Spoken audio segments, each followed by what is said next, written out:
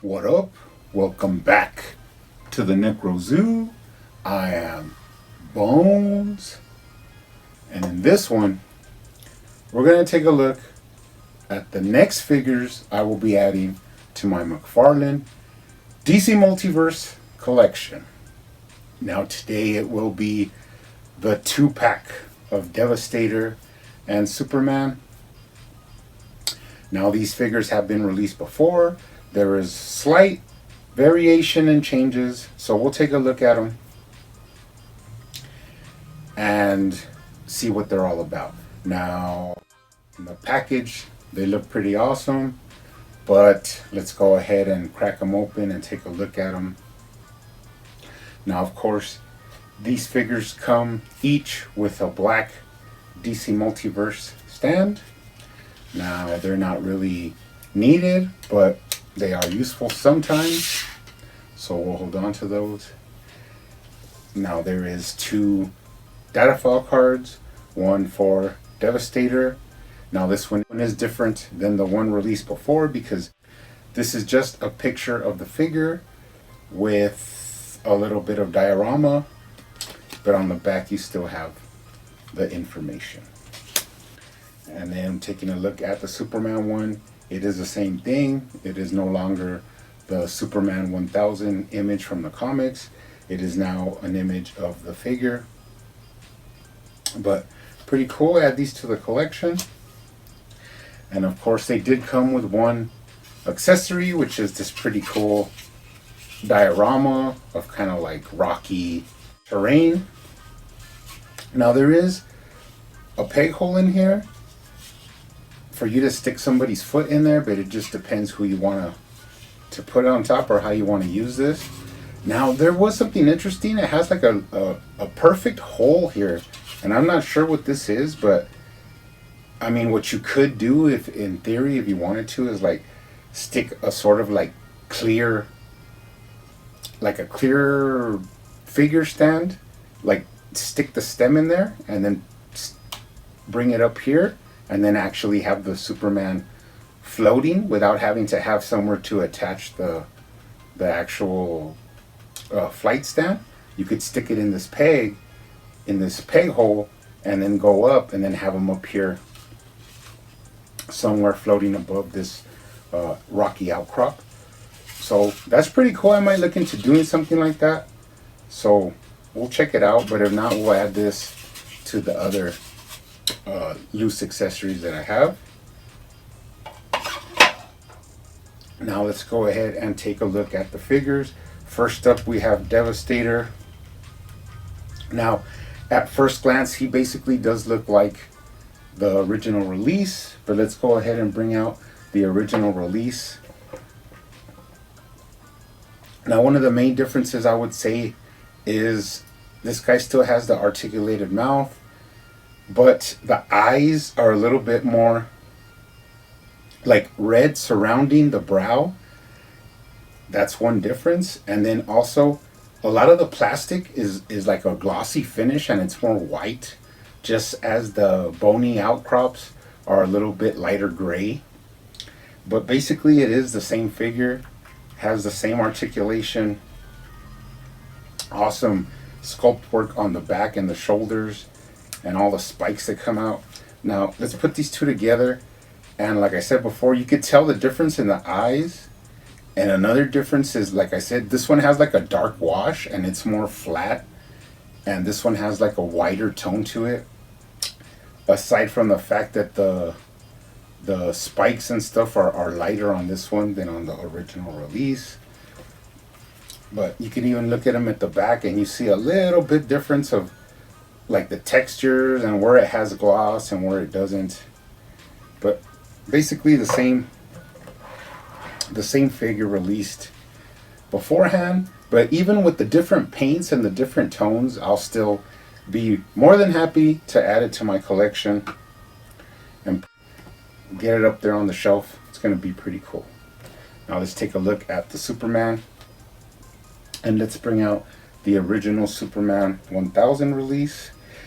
Again, there's slight differences except for the head sculpt, but let's go ahead, go through them. First up, you have that more angry, grimacing, fighting face. Another thing is the hair. Right away, you could tell right away that the hair on this guy is a little bit more flat, so that shininess is reduced from the original release. But basically the same body, same mold. Now, of course, you do have a different hand. This looks more like the hands that came with the Bizarro Superman and the Infected Superman. But one thing I will say is that they're a little bit more thinner, because the Infected Superman's hands are like giant, like they really stick out. And this one, even though it's that same kind of grasping, clawing hand, it's thinner than the Infected Superman one, and even the Bizarro one. You could just tell it's like not so bulky. So they did reduce the plastic, or size it down a little bit. So that's pretty cool, so that it fits with this body. But basically they are the same. Let's go ahead and put them next to each other to get a comparison. Another thing I could see right away here is the skin tone. The original one has more of a pinkish hue, and this new one has a little bit clammier, like grayish tone to it. And of course you could see the hair difference when they're looking at each other. But basically the same figure. Pretty cool Superman figure, and just with the head sculpt difference and the hand difference, I am going to put him up there on the display shelf next to this original release. So there's not going to be no saying that I don't want this figure, or oh, it's a what do you call it, a rebuy, I have to buy it again. I could care less. I want the different head sculpt. I want the different paint apps on this guy. It's all good. Now I do have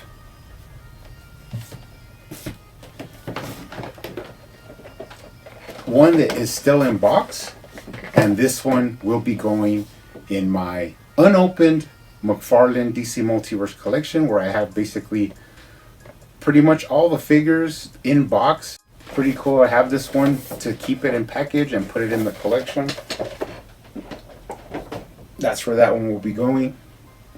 Now, before we get out of here, there is one thing I want to show, and that is I've been working on this guy for a while. I just haven't finished it, but I wanted a Devastator a little bit more taller, a little bit, more imposing, and I've started to work on this. Now, what I did is I actually added these pegs to give them about an inch more of size. But all I need to do is I have some epoxy, and I need to mold it around, and then sculpt it and add little spikes and stuff, and then let it harden. That way I could paint it to match the upper and the lower part of the figure, and that way he'll look finished. But what's pretty cool is when I added these actually come from the wings. Batman Who Laughs, but the Tyrant version, and I used them because they were dark gray and they matched this figure, even though you won't see them. But it's just something I wanted to do. But what was cool is I ended up getting kind of like double jointed action. Even though I think once I do the sculpt work to cover up the joints, you're not going to be able to see the color anymore. But I do want to finish this eventually.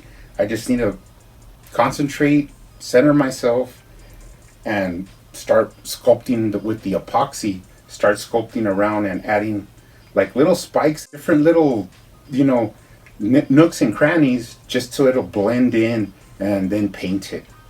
And then we'll have a pretty nice sized Devastator. Of course, this is my custom one. And, next to Superman, he'll be a little bit more imposing. So that's something that I want to get done. But anyways, guys, that's it for now. Stay hunting out there. Keep collecting. Keep customizing. And I will see you on the next one.